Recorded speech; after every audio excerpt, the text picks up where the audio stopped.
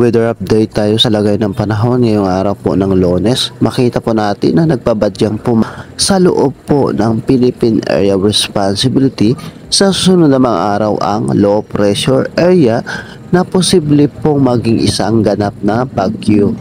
Ayon po sa Japan, itinuturing na po nila ito na tropical depression. Asahan po yan sa susunod na mga araw sa malaking bahagi po ng Mindanao kung saan po ang location ng low pressure area.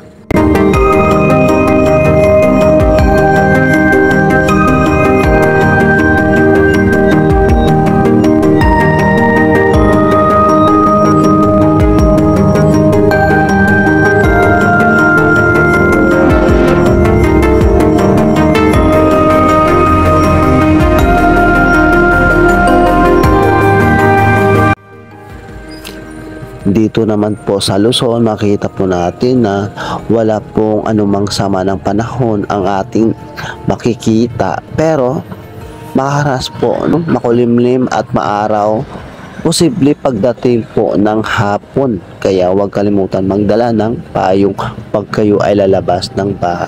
Sa Visayas naman po, makita po natin na ngayong umaga ay wala po tayong anumang sama ng panahon, pero pagdating pa rin po ng hapon o gabi ay makaranas pa rin po ng mga pag-ulan.